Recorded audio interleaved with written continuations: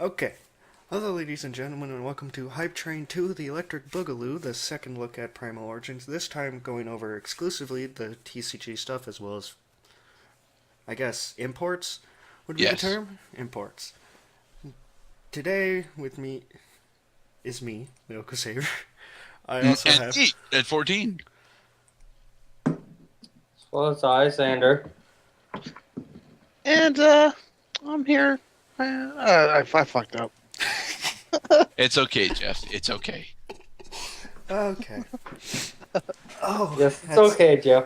Nothing But out of the only- normal for me. Don't We worry. only entirely blame you for this, Jeff. It's fine. My microphone is a mix of duct tape and standing on a figure because it falls over, so professionalism is only half here.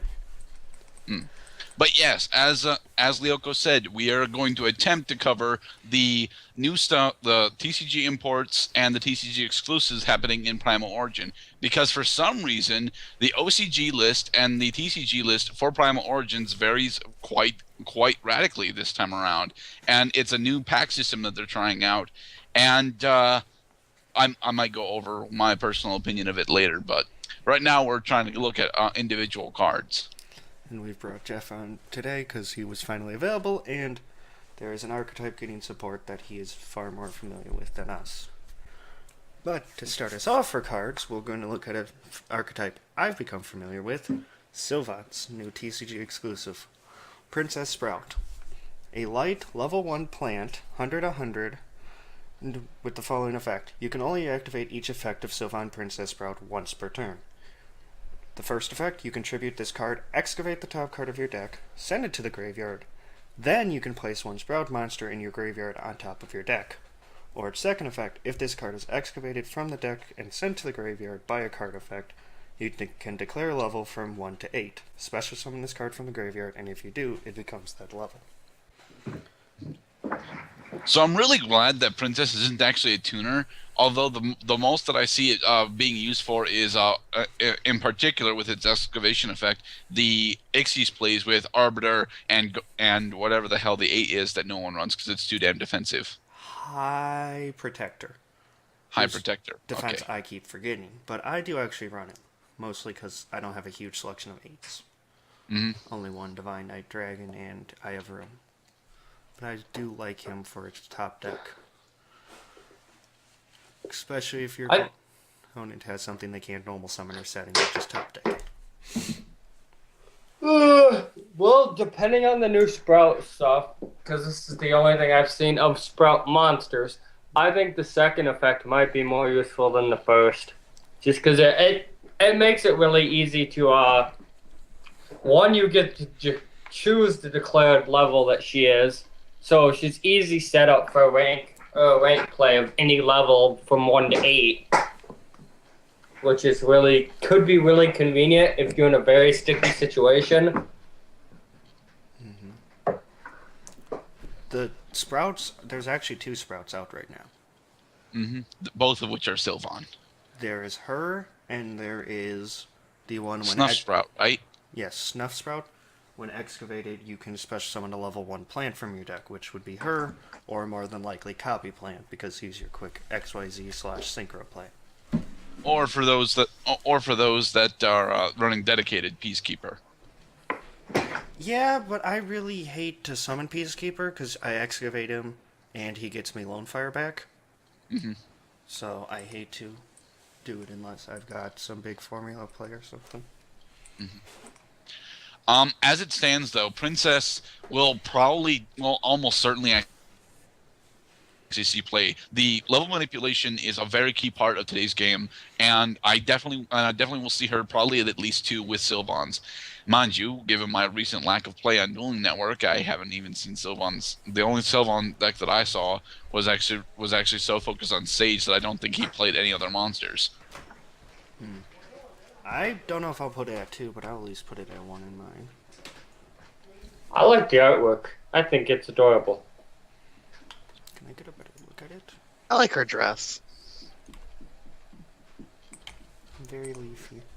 Very... Yeah, so I guess with that we are moving on. Yep. To Bujin Sinew. Bushinki. Senyu. No, that's just Bujin. Bujin. Oh, Bujin, my bad. I'm used to the XYZs being Bushinki. Weird. Light, Beast, level 4, 1500, 1000. During either player's damage step, if a Beast Warrior type Bujin monster you control battles an opponent's monster, you can banish this card from your graveyard. That monster you control gains attack equal to the current attack of the opponent's monster it is battling until the end of the damage step, and if it does, all battle damage your opponent takes from this battle is halved. You can only use the effect of Bujin this card once per turn. Okay. We've mentioned this before with Dragons of Legend, how I am absolutely a big fan of Metamorph. And with that being said, I love that he's another Metamorph. We need more Metamorphs. I will have a deck where everything is Metamorph. My only And Dylan problem with probably that is that Bujin's already kind of had an attack booster. Yes, they As have Rain. They don't need a Metamorph. As well, now they have 7 versions, essentially. Yeah, they have Crane? Crane, they have Honest, and now they have Sinyo. And I really don't think that this is going to actually see all that much play, because you only need a couple of Crane plays in order to really win. And plus, Sinyo has the battle damage during that damage step, so there's not really a lot that you can do with that. Well, worst case scenario, it's a handy backup plan in case somebody messes with your play with Crane. If they've messed with your play with Crane, you've missed the opportunity to use Sinyo. No, I mean, like, for an example, this is just a rough example, probably won't ever happen, because I see Soul Release being a better tech against Bujins than this. But say they Mind Crush their Crane out of their hand. Well, then you have Senyu as a backup to make them to give them hesitance to attack your Yamato or whatever you have on the field at the time. But the problem with that is if they've Mind Crushed Crane, they've sided specifically for you, and the Bujins get destroyed by the side deck. They are pretty much the gear check deck. Like I said, honestly, I think Soul Release is more deadly because I believe that most of the deadly stuff for Bujins is in the graveyard. But Crane is definitely something to look out for too. And this being an added defense measure just makes it more worth it to deal with graveyard stuff. Fissure, But given the overall temperaments of the players that we see running Bujins, I don't think this would be a defensive play. This would be a more offensive play, trying to push down that big pistol that you have. Like I said, it could be both offensive or defensive, depending on the situation. It's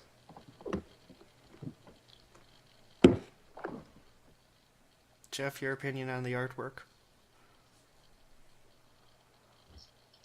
It's meh.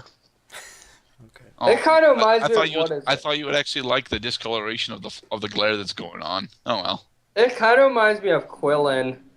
It's supposed to. It's another horse, or rather, it's a stag. But It reminds me a lot of Quillen. The stupid blade on the head is a dead, like...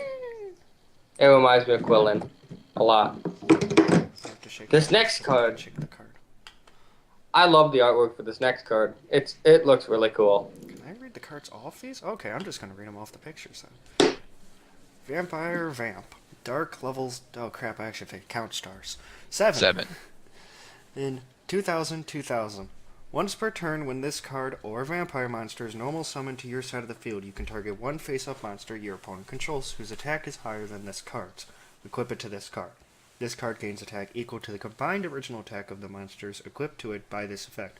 When this card is sent to the grave while equipped with a card by this effect, special summon this card from the graveyard. I actually really like the fact that he has a special summon clause on him. What I don't like is that he's going to once again force me to run Sorcerer and Lady. Sorcerer and Lady are very good vampire cards. They are. But the fact that I'm being forced into running them just doesn't really help me out, since I'm already forced to run Pyramid Turtle just to get him out. And even then, I have to either suicide or hope my opponent kills Turtle in battle to bring him out. It's a very powerful card, but it requires a lot of investment and setup in order to make worthwhile. And even then,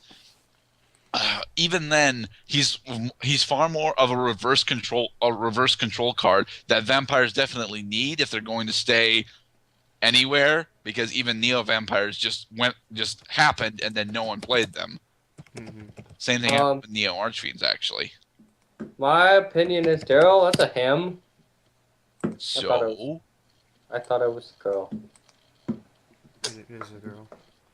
Oh, Daryl said him, so he just totally confused me. He's just saying him like as him the card, like how we refer to Oh. the horse as a him. no, I was genuinely convinced it was male. Let me zoom in here. Oh my Yes, goodness. that's cleavage. Yes, that is When succubus. I have to go into I post get because it. I Okay. realized I'm not going to actually use the video I'm recording right now. Dad, ignore that future me. But yeah, Vampire Vamp is a really cool card, but I don't see it actually helping the Neo Vampire archetype out. I might, if I ever do consider running vampire, because it's one of those I like to try new things. I'd love to run a zombie deck that's not just Plague Spreader and Mizuki and Zombie Master being the only options to anything. Then honestly, you're probably gonna dislike vampires too, because vampires are very dependent on Sork and Pyramid Turtle, and Zombie Master uses both of those very well. Well, I mean, like, I'm not against running Zombie Master. It's just I've seen a lot of traditional zombies. It's nice to have some other cool little side archetype you can add to it to make the deck a little bit more fun and less you're dropping synchros 3 or 4 times a turn just for that quick kill. Maybe I'll have to play with this Garbage Lord. That's actually a card. Yes, Garbage Lord and Garbage Ogre are cards. But Jeff, you have yet to comment on the artwork. Or the card in general, whichever. That's. I wish I had more of an opinion on it, but with the way the pictures look, from what I'm seeing it as, it's hard to say how I feel. I really like the artwork for this card. Pictures are a little off. Oh my goodness. Yeah, All right, so with that, I suppose that we are moving on to our next GB. Gladiator Beast Nero Chaos. Chaos. Dark Wind Beast Fusion Effect. Level 8. 2800, 1900. 3 Gladiator Beast monsters. Must first be special summoned from your extra deck by shuffling the above cards you control into the deck. You do not use polymerization. Cannot be destroyed by battle. If this card attacks or is attacked, your opponent cannot activate cards or effects until the end of the damage step. At the end of the battle phase, if this card attacked or was attacked, you can shuffle it into the extra deck. Special summon 2 Gladiator Beast monsters from your deck. I'm not too familiar with Glad Beasts, as I mentioned before. But I'm familiar enough with Gem Knights to know that that's a good citrine. Yes, Totally. it's not only just a very good citrine, it's also a very, very easy way to get to just cycle into Geyserus over and over again. Mind you, the reason that you would really want to go into Neurokius is in the event that you can't go into Geyserus right now and you still want to swing for damage.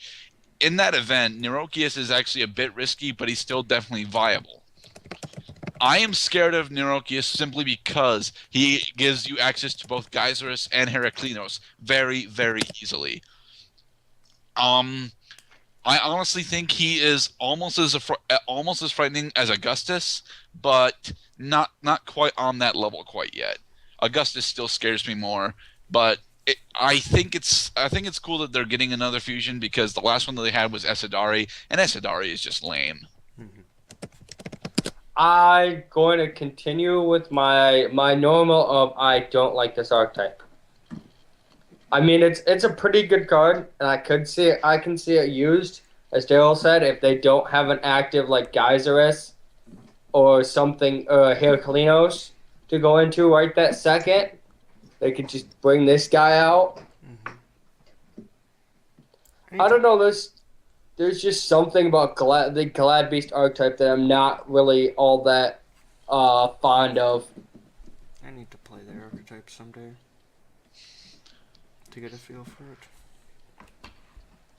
it. The most thing that I could see myself using, no, I will not say use myself because I cannot use Glad Beasts. The tag mechanic has always befuddled me in play. So, but I definitely will. I will almost certainly see if I ever play straight Glads again, as in versing them, then I'm more than likely going to see Neurokius at least once. And that kind of scares me. Anyway, Jeff, how imposing do you find Neurokius? I would probably shit my pants if I ever saw him. That is a point. He's got 6 of the Augustus Demon Wings. Look at his biceps. Yes, and gauntlets. And gems all over the place for no reason. Swag. That's what the kids say. I'm thoroughly unhappy with this play. Okay, there it goes. I have seen a little bit of this next card. And thus we move on to Noble Knight Brothers, and an archetype Jeff can finally comment on. Yay. A light warrior, level 4, 1200, 2400. This card can only attack while you control exactly 3 Noble Knight monsters and no other monsters. When this card is normal summon, you can special summon up to 2 Noble Knight monsters from your hand, but cannot special summon monsters for the rest of this turn, except Noble Knight monsters. Once per turn, you can target 3 Noble Knight and or Noble Arms cards in your graveyard. Shuffle all 3 into the deck, then draw 1 card. Jeff, do you want to lead the discussion on this one? I don't know how I feel on this one. Let me see what you guys think on it first, so I can decide. I can start if you guys want. All right. Sure. Well, I think this is an interesting card. I mean, the attack clause would be irritating if it weren't for the fact that your brother's card literally sets yourself up for it already. Mm-hmm.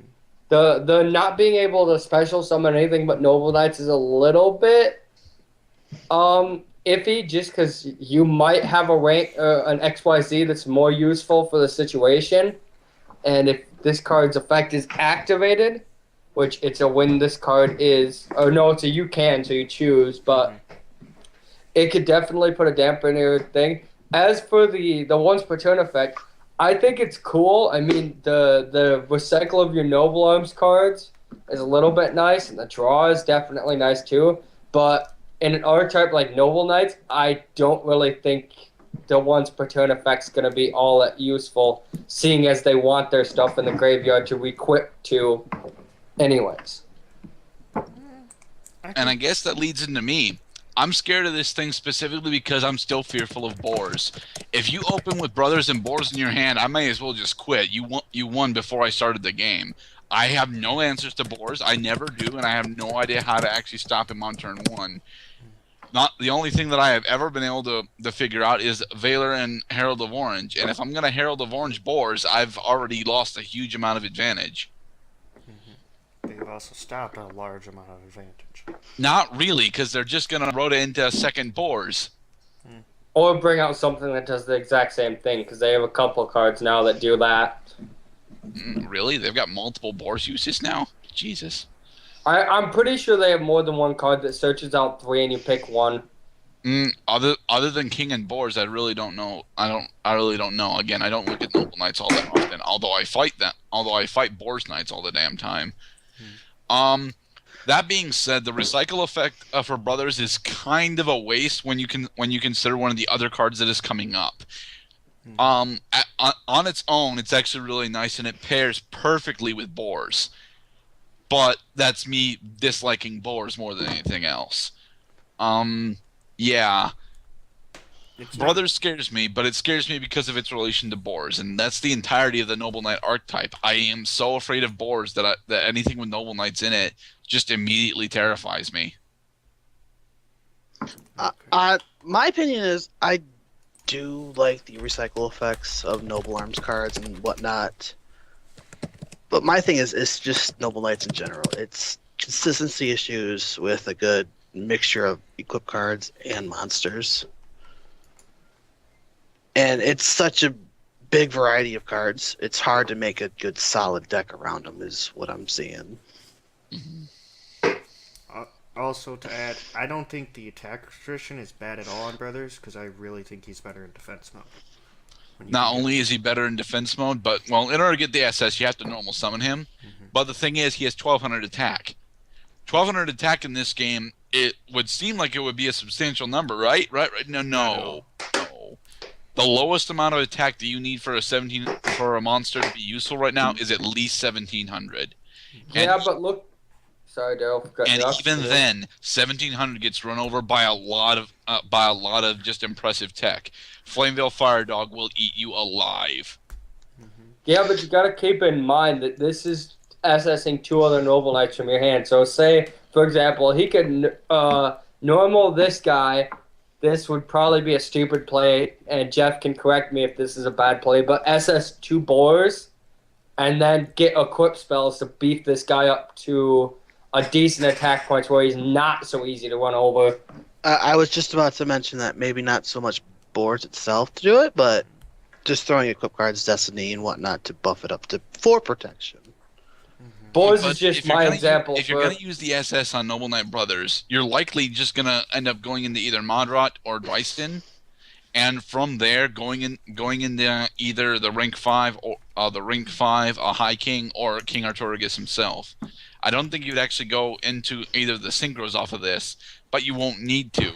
At that point, if you've gone into boars, you're already perfectly set up because your graveyard is set. You have normal king out who is still searching cards for you. Like I said, I just suggested boys because it's the quickest search out equips I know, and as Dill said, the 1200 attack might be an issue as far as getting run over.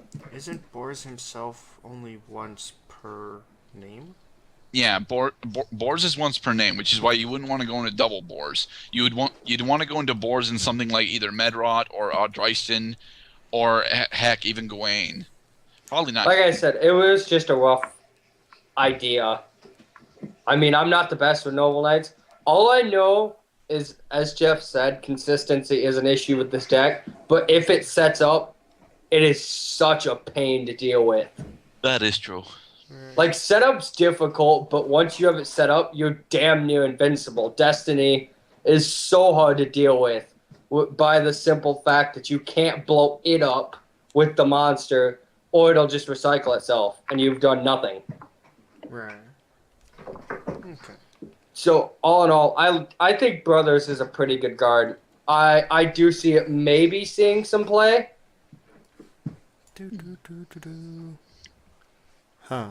I think Brothers is going to be a 2-tech in Noble Knights for a while yet. But that's my opinion. Right.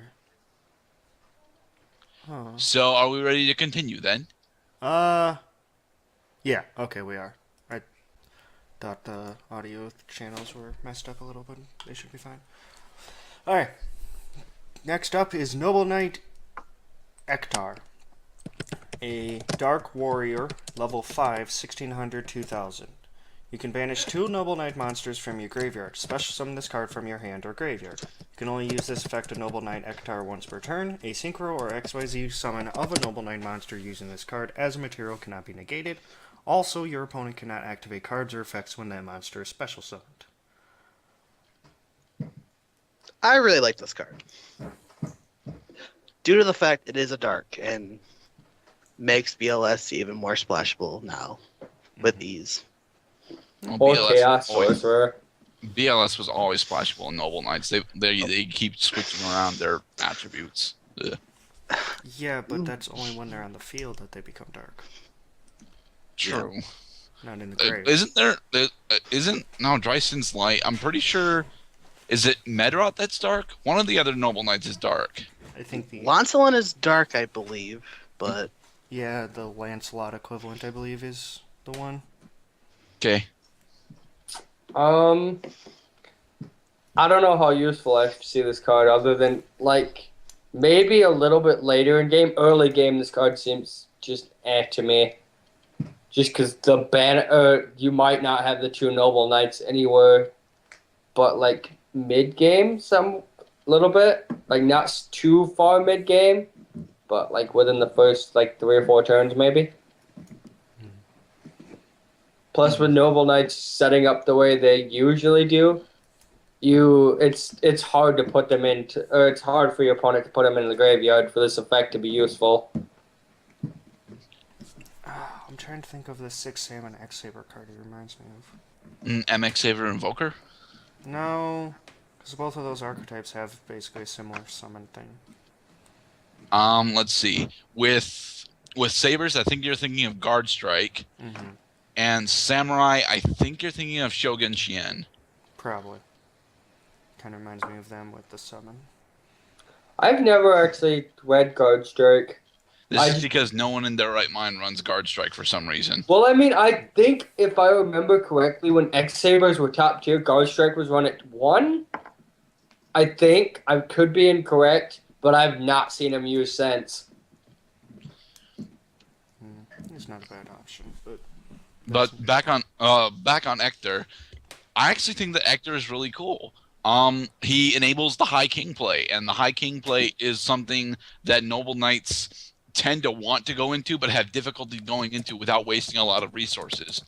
Mind you, they get all those resources back once they have High King, so it's not really a waste at that point. It's just, they're gone and then they're back. If anything, this is nice because now going into him doesn't screw you over because, oh, well, now I can bottomless it, etc., etc. Yeah. Ektar gives your High King a little bit more protection, and that's always nice.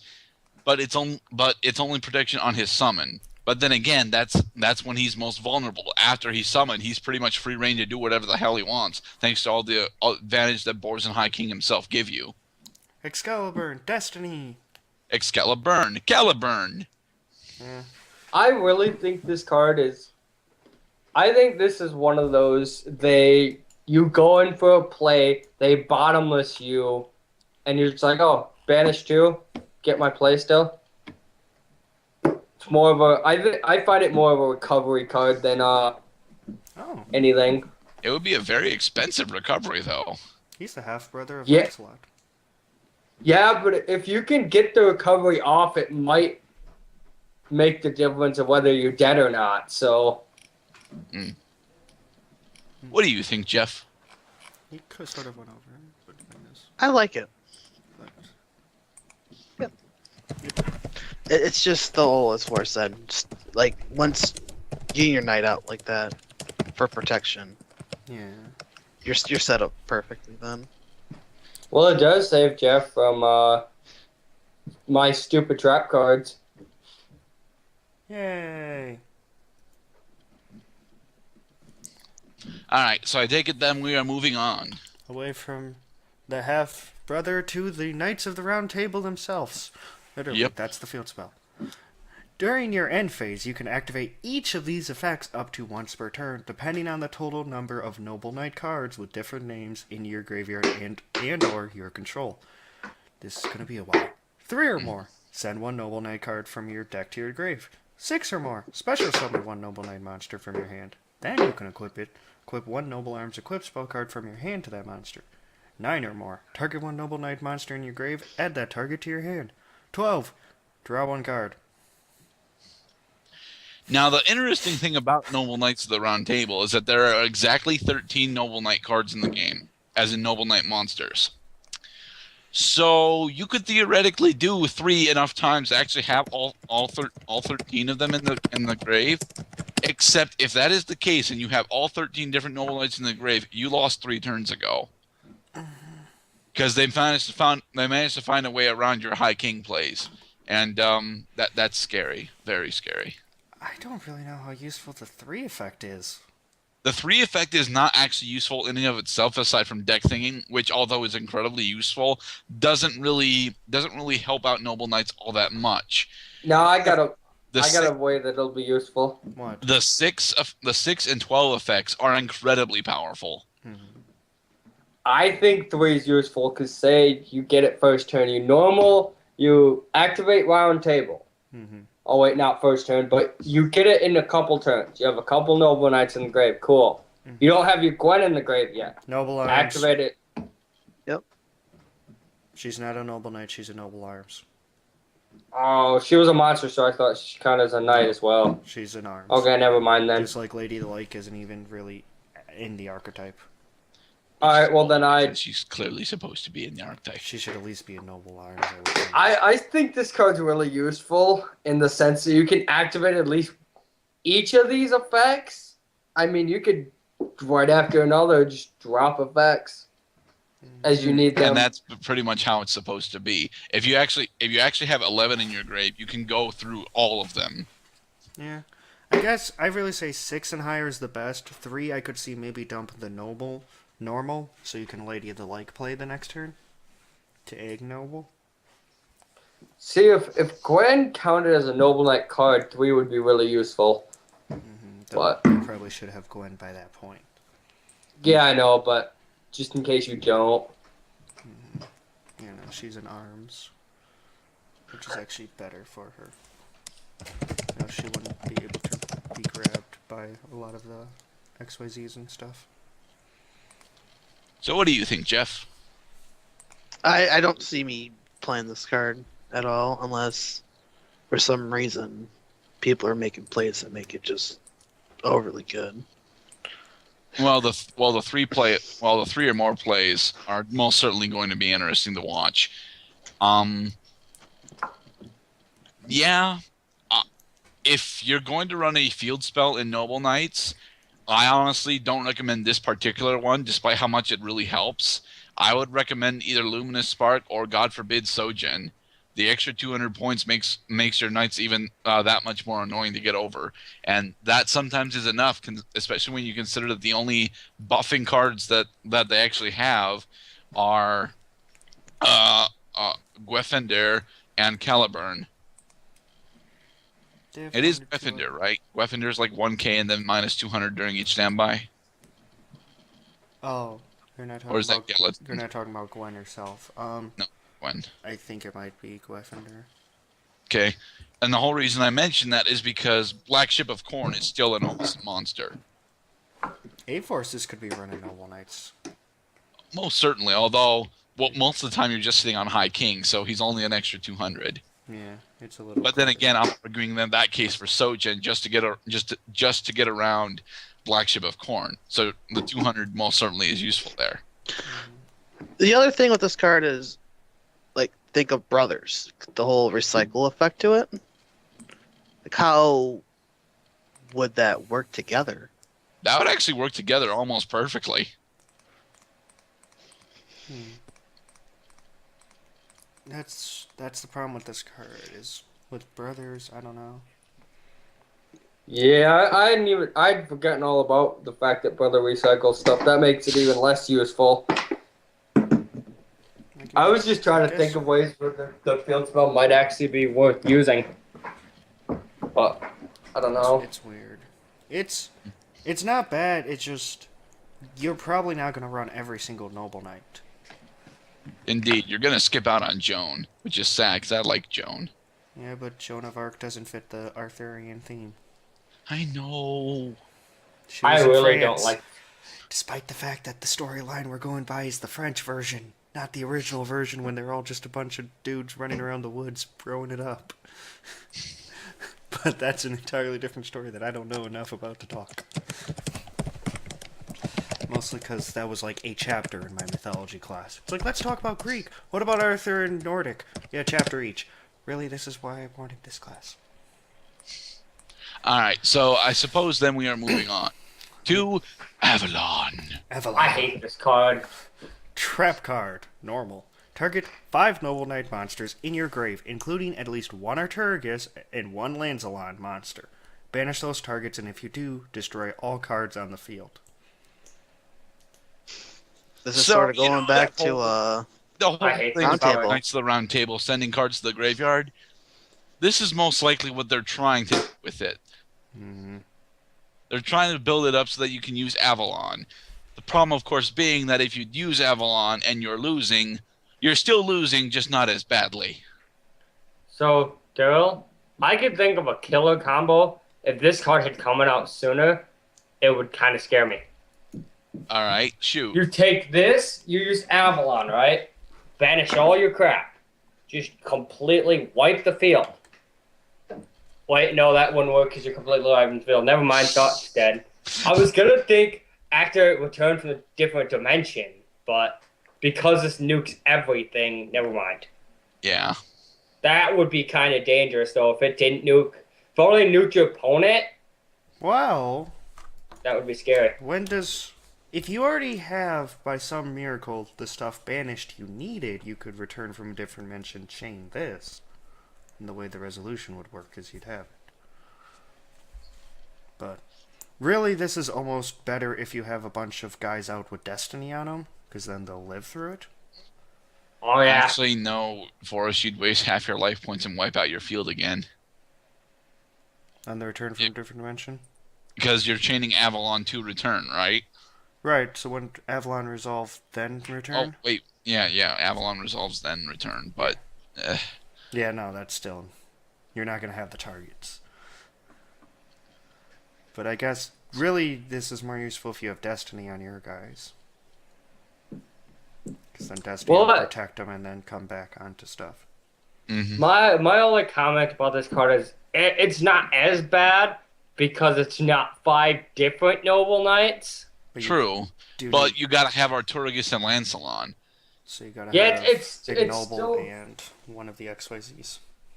it's still really iffy, but if it were 5 different Noble Knights, It may as well be 5 different with with Arthur and Lancelot.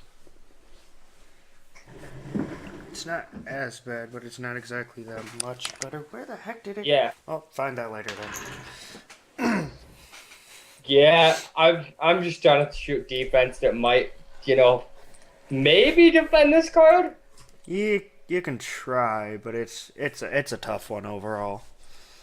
It's cool, but it's not great. Yeah, it's one of those I doubt it'll see plague things. It's more of a style point thing. And it's also kind of weird of the name they chose, but whatever. So what do you think, Jeff? As I said, unless there's people doing awesome plays, I'm doubtfully running this. Okay. This And next, with that, I think we're moving on, maybe? yep, Yep. the Monarchs. Let's go Well, escalation of the Monarchs. to... I like this card. Escalation. Continuous trap card. Once per turn, during your opponent's main phase or your opponent's battle phase, you can, immediately after this card resolves, tribute summon one monster. The wording on this still bothers me. It's correct, yes, but it bothers me. Listen, with the amount of rules lawyers there are, they have to word it like that. But it's so awkward. Yeah, but they're gonna rule it like that anyways, and it's gonna be like, that's Yes, not it's how how it's it's going worked. to be ruled, sure, but it's still awkward when you look at it. Ugh. With level leader in my deck, I'm gonna enjoy using this card a bit more because now I have other options where I'm not just gonna, oh, my Treeborn can't come out, shit, I'm dead. Like, this would be funny to Dreadroot them on their turn. How are you gonna have 3 monsters for Dreadroot on their? Well, No, you might like- not be able to. You might not be able to. Because I believe Dreadroot special summons himself. No, Dreadroot's a No, it's Tribute Summon. Yeah, but it's how it's worded. Cannot be normal. This cannot be normal summon except... Okay. Yeah. By tribute summoning. Okay. I didn't know if it was like Destiny and Dogma. Where it's still I'm more or tribute less special. saying in one of those situations where I could set myself up for Tribute Summon for the extra tribute on their turn.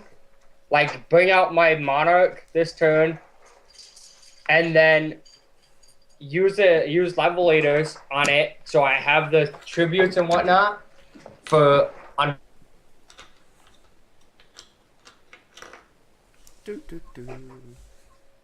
I'm gonna test around with this card, see how I feel about it.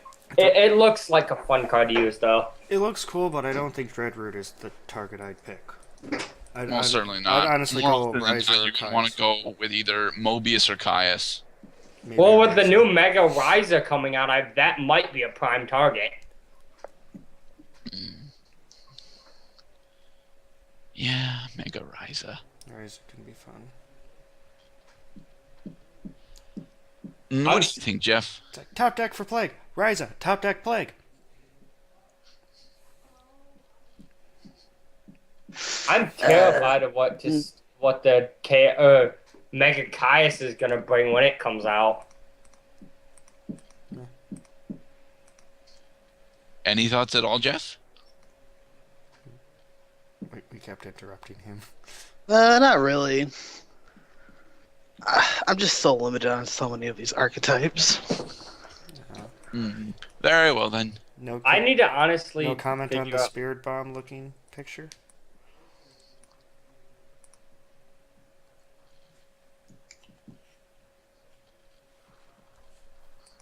I take that as a no. With which we are moving on from the TCG exclusives to the OCG imports. Yes. Including Where the Fuck Have You Been for So Goddamn Long? Oh, Bolt Penguin. there's gonna be some salt. Bolt Penguin.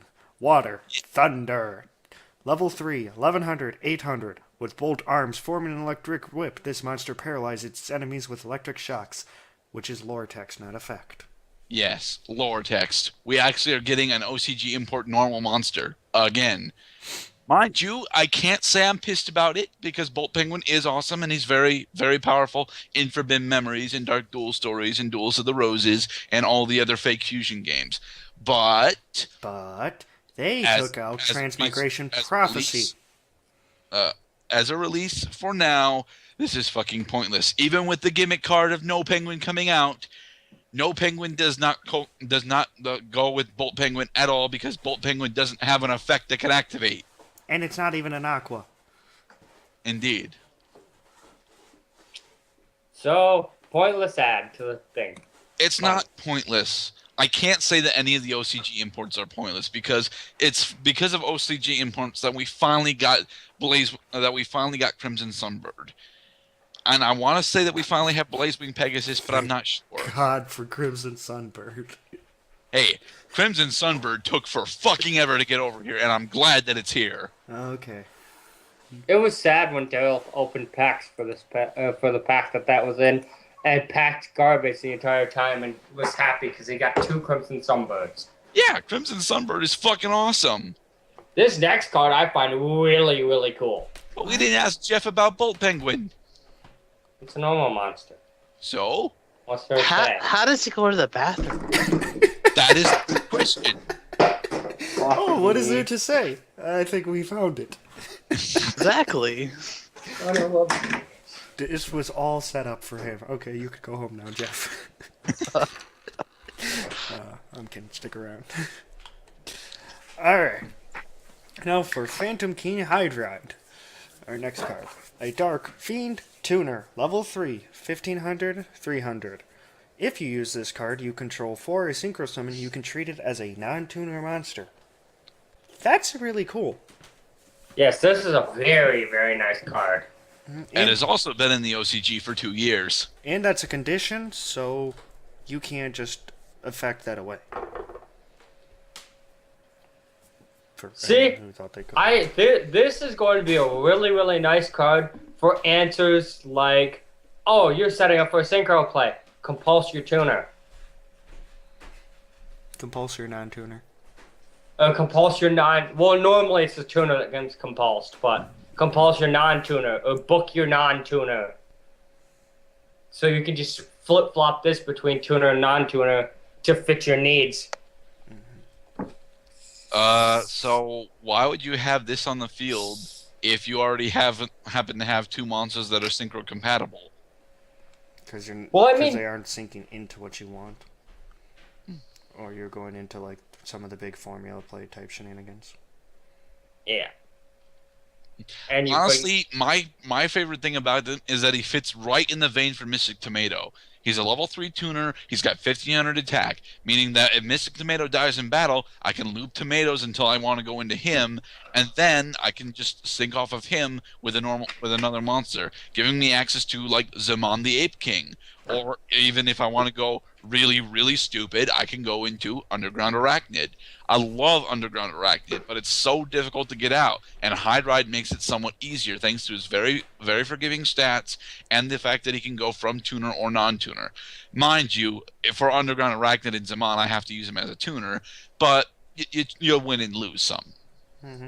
And if by somehow you got 2 of them out, you can sync them together. Yes. For... I have no idea what. I guess Not even if Chaos King Ice-Wing. I guess if your opponent does the quick play, summon all of the things that I can't think of. It's like, I'll target this one. Bring out 3 of them. It's Inferno Reckless summoned. Inferno Reckless. Sink a Mistworm. Bounce your 3 you summoned. Have a nice day. I don't even know what accent this is. We're moving on. Unless Jeff has something all in to all, add. I find Jeff, this really please, cool. come on. I'm kind of. I don't know how I feel about this card. I find it to be really cool. I just find it weird. It's definitely a weird card, but it's a cool card at that. Bump bites. That was a really, really odd day. Especially since I found out an tried to- archetype I have to run about that, but that's a discussion for not now. We'll tell Yeah. that story not on this. Number 42, Galaxy Tomahawk. A wind attribute, machine type, rank 7, that's 3 fingers. Machine, I did that. 0-3000, 2 level 7s. Hints. You can detach 2 XYZ materials from this card. Special summon as many Battle Eagle tokens, machine type wind, level 6, 2000 as possible, but destroy them during the end phase of this turn. Also, your opponent takes no further battle damage this turn. So this is for those times when you actually happen to have 2 level 7s, and you don't for some reason want to go into Dragosek and Big Eye, but you happen to have 2 Galaxy Ice Photon Dragons in your hand, and you're like, you know what would be really cool? Going into double Galaxy Ice Photon Dragon right now. That's pretty much all you could do with it, though. No, I could think of something kind of dickish that you could do. Okay. All right. So you're sitting this guy on defense. You're just like, oh, they're gonna make a big push next turn. Activate its effect, get the tokens, XYZ your tokens into double photon strike bouncer, and then laugh at them. And then And laugh then at they'll- you because you can't XYZ tokens. 60s materials. Oh well, fuck me. Never mind. Plan went through the drain. I thought I was smart. It did not work. I should my probably stop thinking. That would be lovely. So we'll go with Daryl's plan. Laugh at them with Galaxy Eyes Photon Dragon, because the thing is evil. This makes me think of Force of Nature. Well, it is Force of Nature, pretty much. It's slightly more expensive, but it's Force of Nature. Plus, worst case scenario, you got a 3,000 defense monster just sitting there. With no protection and the inability to deal damage.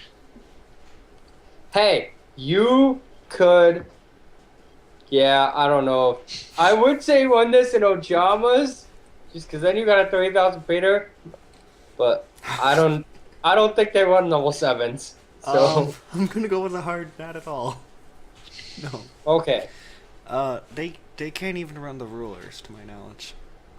Yeah, because they're all light attribute. I do think that if you wanted to turn this into a beater, it's not actually all that difficult thanks to a card called Weapon Swap. But Weapon Swap is a continuous spell that costs 700 life points to activate. It's very easy to get rid of. It's a temporary effect, but it lasts until your opponent's end phase. So it gives Tomahawk some attack protection as well. Wait. I'm looking something up a second. I guess if you have Plague or something out before you do the token, you can just spam 8s. But Yeah. I am trying to see if this will work. It is probably dumb. what? Just say it. use shield and sword on it. Yes, that works. I was thinking the same thing, Mark. I was trying to remember the exact effect on shield and sword before It I said switches the anything. original attack and defense of all monsters on the field. See, this would be funny to do. Yes, it would be funny, but weapon swap is a better option, especially because weapon swap is reusable. Alright, I take it that we're done with Galaxy Tomahawk then. Unless, of course, we have Jeff comment. Looks like a computer mouse I once had. That is a good point. Did you buy one of those cyborg mice that looks like it cuts your hand off? I have a stupid comment. Doesn't know if boomerang or manta ray thing. It also kind of looks like a Nod stealth unit. It really it kind of reminds me of one of those sort of reminds me of one of those planes from Star Wars. The Little plates? No, planes. The Oh, ones with the stupid little tail that serves no purpose at all. oh, the Naboo starfighters. Yeah. Huh. The stupid little tail that, again, serves no purpose at all to my knowledge. Still say Nod stealth tank, mixed with mouse Jeff used to have. Well, moving on. Said, card's Moving cool. on to Rose Archer. there we go. I like this card. Earth Warrior, level 3, 1,100. During either player's turn, when an opponent's trap card is activated, if you control plant-type monster, you can send this card from your hand to the graveyard, negate the activation, and if you do, destroy it. Huh. Hey guys, I heard you really liked Herald of Purple Light, so we made it somewhat easier for you to use in your plant builds. Wow, I might actually have to put this in Sylvan's. Just because it's not going to Honestly, get activated. I would not. I might throw it at 1, just for giggles, but I don't know. I guess it wouldn't...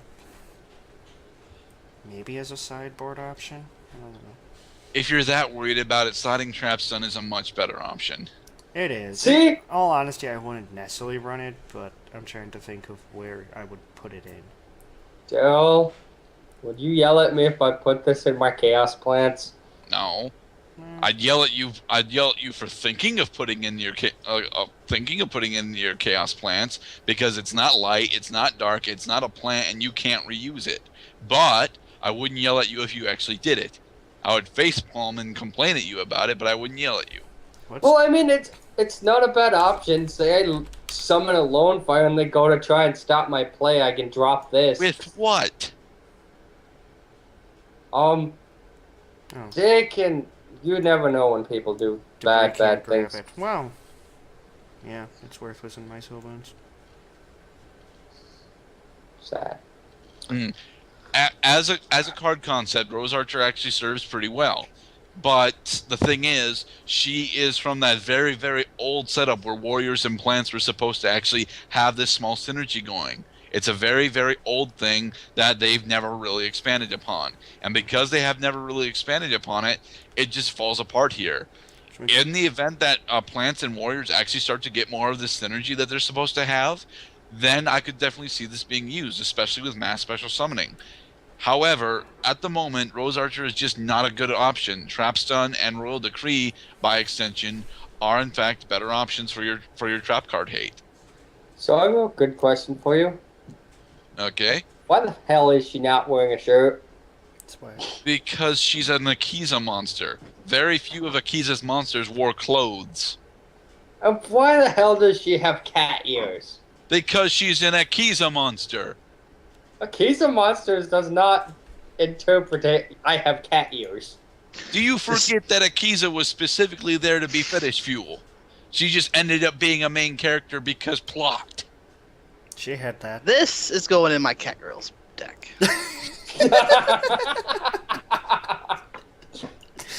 Good lord. Legit, I guess. Not at all, but we'll go with it. The hell, Jeff. The actual hell. Well, Catgirls is apparently an archetype in the anime. It has 2 monsters. Best deck ever. It's going to basically be an entire deck of back row. And the opponent will spend the whole time going, okay, I'm playing Madolche. Because I've yet to see any monsters. And then he summons Cat's Ear Tribe. It's like, I am so befuddled. But, moving on to Shogi Knife. I know how to say Earth. Shogi. Beast Warrior effect. Level 3, 800, 400.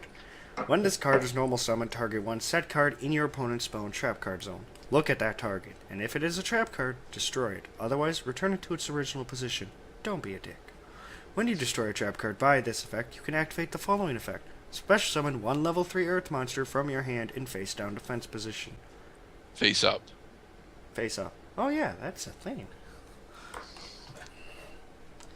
Alright, Soji Knight is actually really cool. I'm having trouble forgetting if Pachi is a 3, though. Oh, shit. Pachi? It's Yeah. Well, it's Shogi I Knight. need to stop playing with my phone. I'm doing things with it that I shouldn't be. Gosh darn it, don't make me have to yell at you like we yelled at Mark. Sorry. But yeah, Soji Knight's destruction effect is actually really nice. And the fact that it comes with a special summon clause makes it also really nice. The problem is you're not going to get it that often. The meta right now is anything that's set is more than likely a set MST or another quick play spell. It's not going to be a trap card, guys. I don't know. In decks like Gyugia's, they have all of the monster summon hate, and little of Then if they read Soji Knight, they're gonna use their hate on Soji Knight. Sure, you're gonna waste their hate on Soji Knight, but then you don't get your special summon. Mm-hmm. But you still get your look and stuff. Not if it's a negate, and if it's not a negate, then you have a chance of blowing up something else too. Isn't it Shogi Knight? Yes, Shogi. Listen, it's chess night. Okay. This is America. I was gonna say, can I run this Can I run this card on a Shogi board?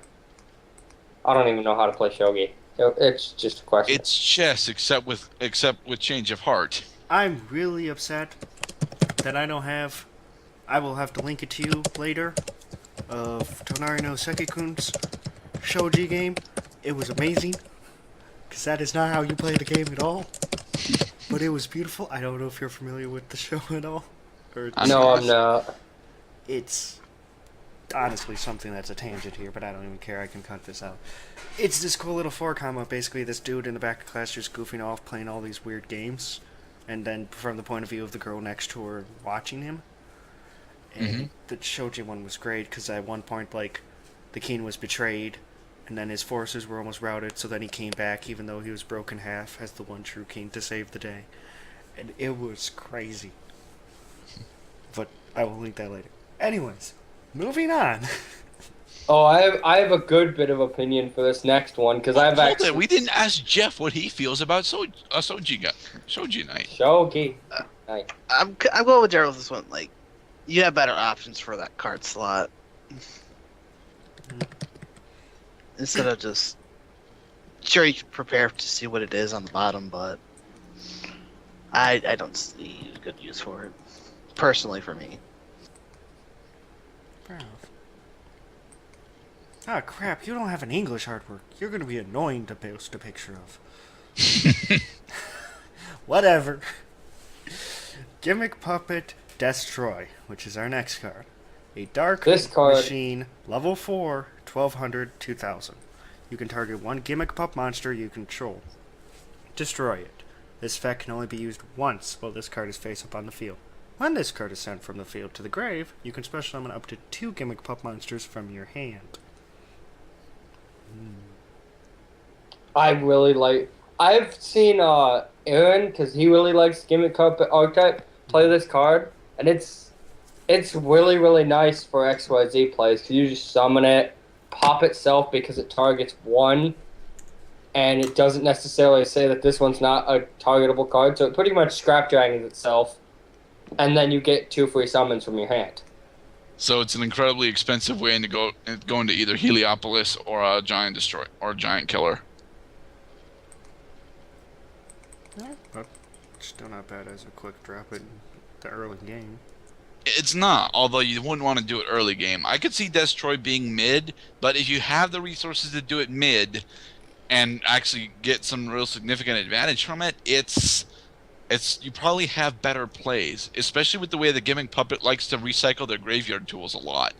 I remember the one Giving Puppet deck that I faced early kept trying to reuse Necrodoll, and I kept telling him Necrodoll was a once per turn, but he was able to do it pretty much every turn. That's why I say it's not as bad early, just because you can get the XYZ and potentially set up your grave a little Yes. on what you use. Also, we need more people running strings, because strings is awesome. I think I really. I don't think I've ever seen strings effect go off, but it's awesome. Grand Mole every time.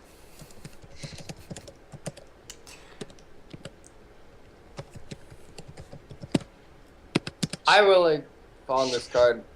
Well, it was sort of. There were a couple matches where this card was deadly. We're not saying it's not deadly. Yeah, like I said, I think it's a good card.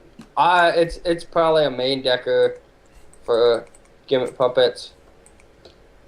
Especially for early / mid. But what do you think, Jeff?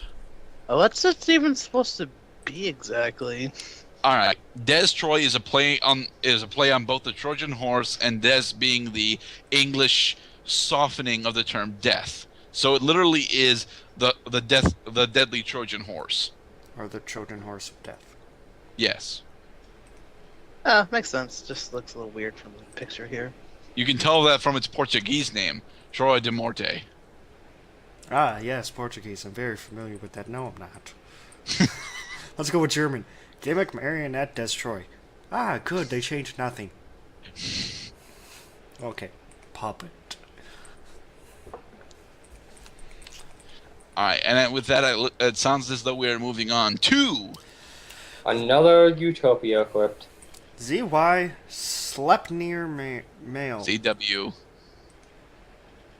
Yes. A, B, C. 1, 2, 3. This theme's light and a beast. Level 4. 1000. 1000. You can target one Utopia monster you control. Equip this monster from your hand or your side of the field to that target. It gains 1000 attack.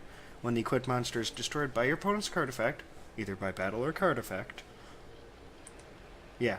Okay. By your opponent's card. Yeah. I realized I just did that wrong. It's okay, keep going. And this card is sent to the graveyard. As a result, you can target one Utopia monster in your graveyard. Special summon that target. You can only control one ZW. This card.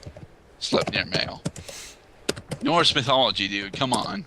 Sleipnir Usten. See, you can say it in German just fine. That's because we don't speak German, so you can't notice the subtle pronunciation wrong. Yes, I know that you mispronounced the U. I can't say it either, so oh well. Honestly, back on the card itself, Sleipnir Male is awesome. It really is. I don't see how you're going to get your normal Utopia destroyed by battle, and if you have Sleipnir Male on it, it's going to be very hard for Ray or V to actually get killed in battle. So the battle destruction effect is, iffy. However, the effect destruction, giving you access to either the same or another Utopia monster, just sans the male, is very powerful, and it gives you the ability to plus off of that every time you special summon a Utopia monster, draw a card. That continuous spell that I can't remember the name of. I don't remember its actual, but I know it was Utopia Manly Draw card. Mm-hmm. The video. Give me a minute. Xander, Hmm? commentate. I don't have much to say. Like, there are a lot of Utopia. This might see use, but there's like the 1300 gain and makes the monster undestroyable. I almost think is a far better option than this. Yes, Tornado Bringer is a better option than Sleipnir Male.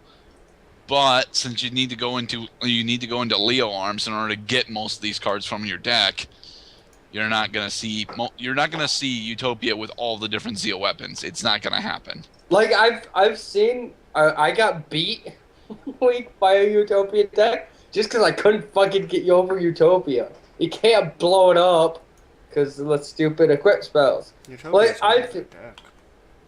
I feel like Slip Near Mail would be a good card if you don't have the 1300 guy in your hand. Tornado Bringer. XYZ Change Tactics is the continuous spell also. Okay. Aside from that, I don't know how useful this card's going to be. Oh, it wouldn't actually work with the continuous spell. When a Utopia monster is XYZ summoned. Oh, XE summoned. Okay. My mistake. Yeah, but it's not something you know without looking. Mhm. What do you think, Jeff? I like the artwork. It's vivid and very colorful. It also has that pseudo-dimensional effect that almost all the Zeal weapons have. I'm not saying it. I hate the word. I'm not saying it. Stupid Moon Guard. Stupid Moon Guard. Moving on. Moving on. Number 48, Shadow Lich. Dark, Zombie, XYZ, Rank 3, 1800, 0. 2 level 3 monsters. Once per turn, during your opponent's turn, not yours, you can detach 1 XYZ material from this card. Special summon 1 Phantom token, Dark Fiend, level 1, 500, 500. While you control a Phantom token, your opponent cannot target this card for an attack. This card gains 500 attack for each Phantom token you control. Huh. To be honest, Shadow Lich is not going to see any play at all ever. No. But that doesn't mean it's not a really cool card. I like the opponent token summons. I really do. I like the fact that it's a generic 3, that it's very easy to go into, and it has relatively balanced stats for a zombie of that level. Not that rank though. For that rank, you can go into Brilliant, who comes out pretty much as a 21. You can go into Maestro, which comes out pretty much as an 18, which comes out as a flip that can kill DAD. Acid Golem's a thing. Yes, also Acid Golem, although you're not going to go into Acid Golem either. Let's not kid ourselves, Mark. Come on. When was the last time you saw someone go into Acid Golem and win? I beat Sam using it. And when was that? It was one of the weekends, because he brought up, frickin' Crimson Blader. Was it during the last 3 weeks? No. See? I have used Acid Golem. Acid Golem within is the not last 3 bad. weeks. Before anyone says otherwise, I really still think it's not a bad card if you have room in the extra deck. But the way you'd use Shadow Lich and the way you'd use Acid Golem are not the same circumstances. At all. Acid know. Golem is down for the count. I have a 3 play, and Leviathan's not going to be high enough. I need time. And Acid Golem's a 3,000, 3,000. That's your time. Shadow Lich is more in the vein of Leviathan and Giga Brilliant, and where they're more of your Beach Stick rank 3 play. That you don't restrict yourself. Except not really. Unless you're going to set it up so that you can protect your Phantom tokens, Shadow Lich is never going to be more than 18. At least not when it matters. But I mean, he has no other effect to him. True. But kind of beat. I'm saying Leviathan's probably your best option in there, but it's like you'd either, because it's an 18, you'd almost go Leviair because he grabs back your banished, or Alucard because he pops the set, or one of the utility ones. Yes, competitively, Shadow Lich is useless. He doesn't have a place in the competitive scene. But as a gimmick and as a concept, I really like him. It's not something I'm actually going to try and run, because no. But if I ever get that feel that I want to, start trying to just spam tokens again, and I do get that feel, I do. I would definitely look at Shadow Lich and be like, you know what? Yeah, give me free tokens, give me them during my opponent's turn, and make them 1,500 with Stampede. All of a sudden, I've got a 23 Lich and a couple of 1,500 tokens. this is a zombie, so it makes absolutely no sense. Jeff. Yes. Okay. And with that, I take it that we're moving on to the next card, which baffles me. Galaxy Dragon. Light Dragon. Level 4. 1200.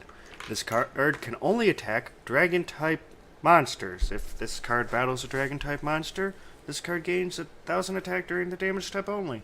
Also, negate that monster's effects during each battle phase as long as this card remains face up on the field. Okay. Now, you see what they were going here. They were attempting to find a way to counteract Galaxy Eyes Photon Dragon, and if Forrest would be so gracious as to read the actual mistype of the English manga on the Wikia.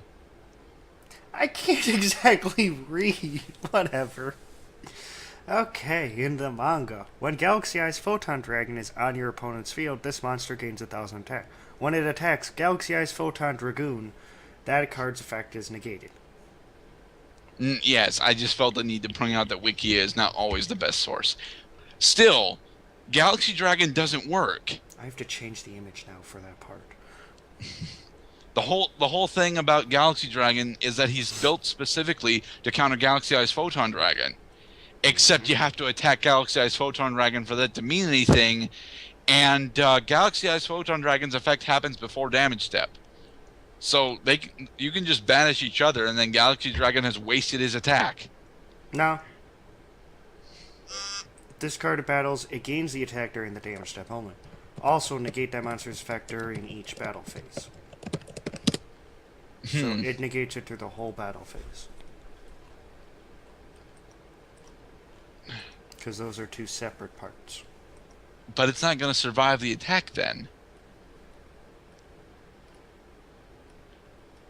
Yeah, because it'll be 3000 once you hit the damage step. Yes, it's going to hit 3000 once you hit the damage stick. What's Galaxy Eyes Photon Dragon's base attack? 3000. So yeah, they kill each other at that point. Yeah, it's stupid. You know what deck you'd run this in? A Galaxy deck, because it's a 2000 you contributed for the real thing. Exactly.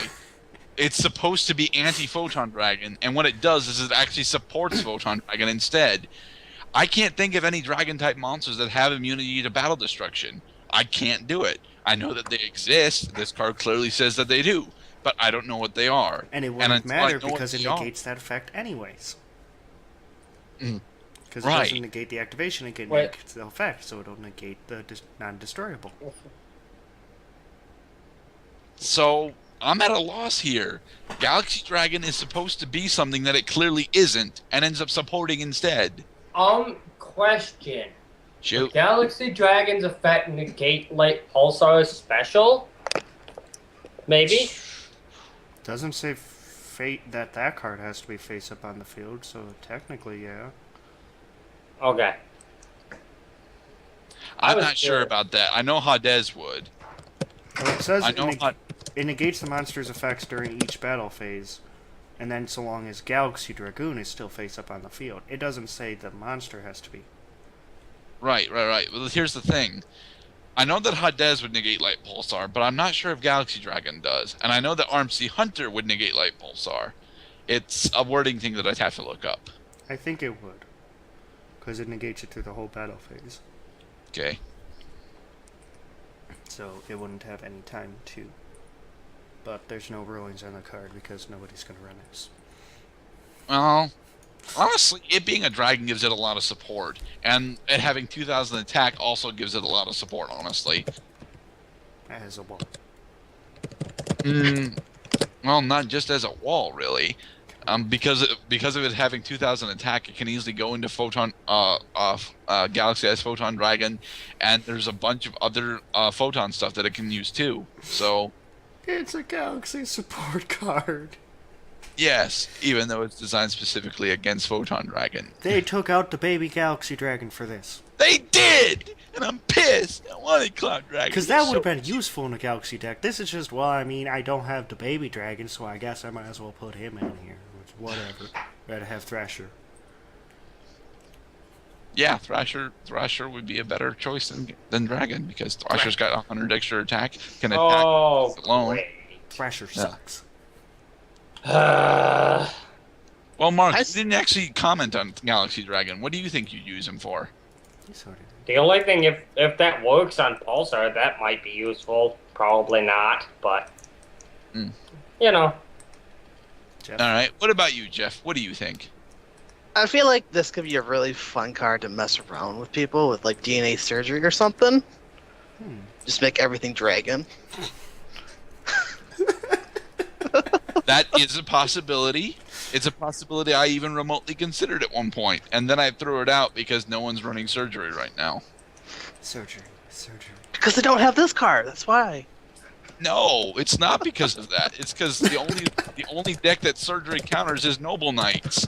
Nothing else. Well, Fire Fists, but nothing else really cares about monster types A anymore. little grass file. A little But grass that's the thing. It's a mess around deck. You're not gonna take it seriously unless you're that type of person. But True. file. In case you remember Daryl, back. save me. And I can't save you right now. We're in the middle of a recording. No, I mean save me. It's another. Our next thing is another thing for them to exploit with skill train. Great. Technically, Joy. that's what this is too. Yeah, technically.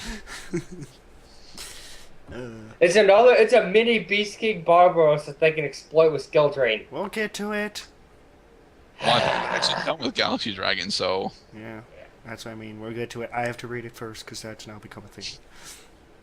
100-footed, welcome, my friends, to Hell Centipede. 100-footed horror is its Hell name. Centipede sounds cooler. Welcome to America. Attribute Dark. Insect. Level 7. 2600. 1300.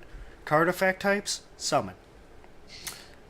If your opponent controls a monster and you control no monsters, you can normal summon this card without tripping, but its original attack becomes 1300. You know, I seem to remember Full Zero, the dual mode beast, having something like this. Here comes the quick rank 7 play. It's like, bring out this. Why are you running that in Sylvans? Sage Koya time.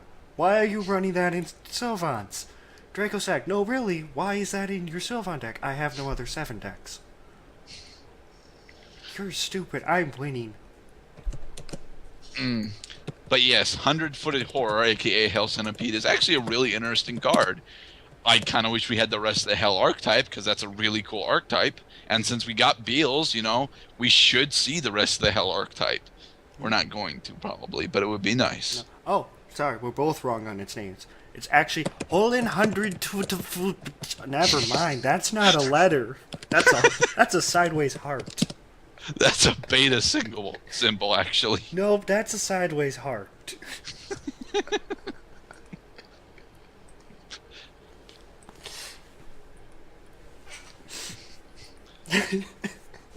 So, Mark, how would you use Hell Centipede?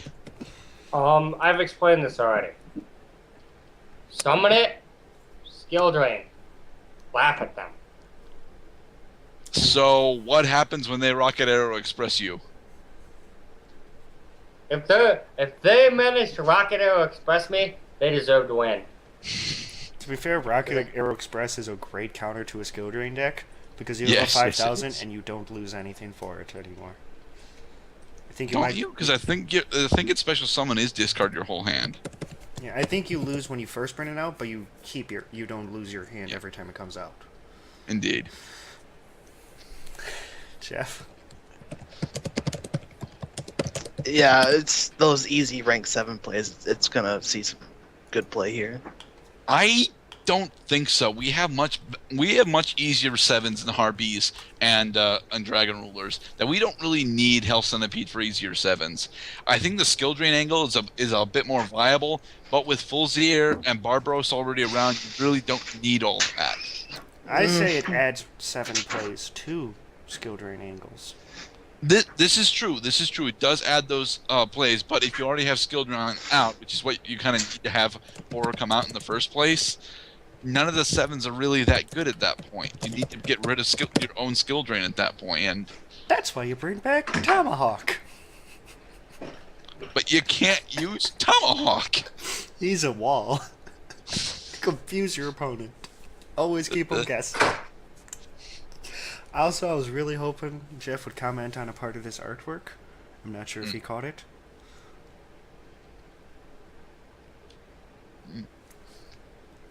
Apparently he did not. What part of the artwork were you thinking of? You see the centipede, and you look. Oh, it's got like 100 legs, 100-footed horror. What you forget are its twin fists flexing. Yes, it has fists as opposed to legs. It's flexing its biceps. Hey, I'm a 100-footed horror. Want to fight about it? Aren't you only 98 feet? Eh. Who count? I'm actually 26.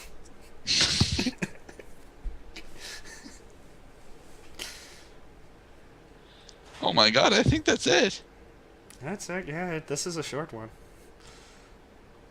Short being an hour long. You know, with editing. All right. And whatnot. So, all in all, what do we think of this so far?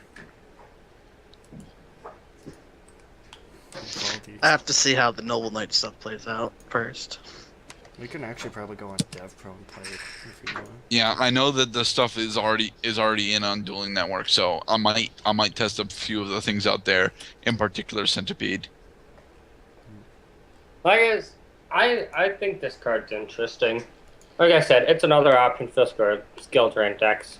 We have moved beyond Hell Centipede now, Mark. We're just talking about the deck set as a whole. This is gonna be the end picture. It's just a picture of the back cover. But not the cover itself, the actual pack. Like, I find some of the stuff really cool. Other bits of it, it's just like, why? Uh-huh. But as a whole, I like the stuff. Some pretty cool artwork, some semi-decent effects. Some I really hope my Try audio is myself messed up like I think it is. sleep things.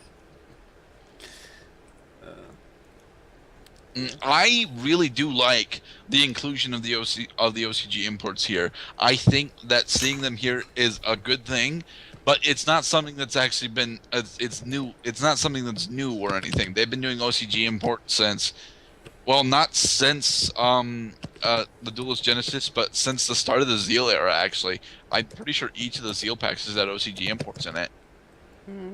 Probably. And with the Duelist Advent being almost completely leaked, we can expect a hype train episode of that once Primal Origin actually goes live. Yay! Shadow incoming!